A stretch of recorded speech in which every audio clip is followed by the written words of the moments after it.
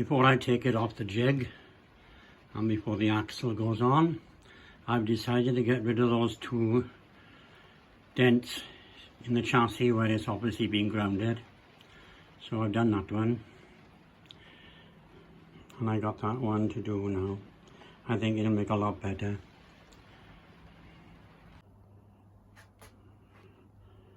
Those are the crushed legs, and much better.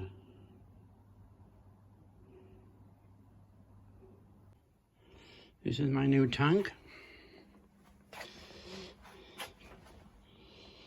which I'm going to give it a couple of coats of paint before it goes on.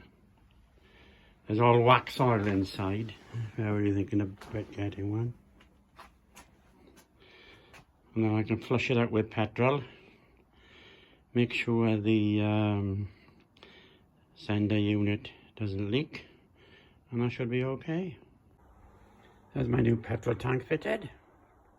Bit of a fiddle.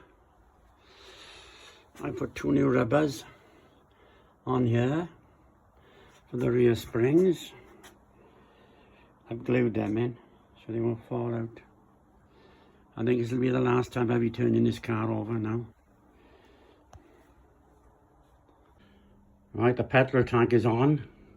I've lowered the car down.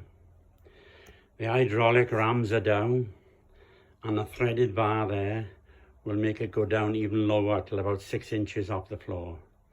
And I've got to say, this rotisserie is brilliant. I've seen others, but they're not like this.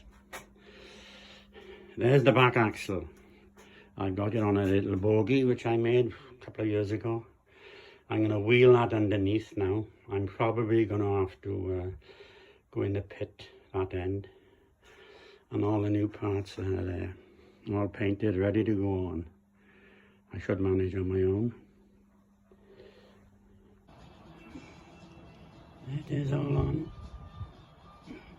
Shock absorbers, springs, arms, wheels next.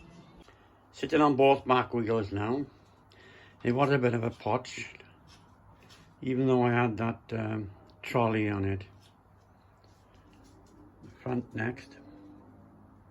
As soon as I get the engine out of the pit, I can start work on that and put it on the frame, and then be lowering the car on top of it.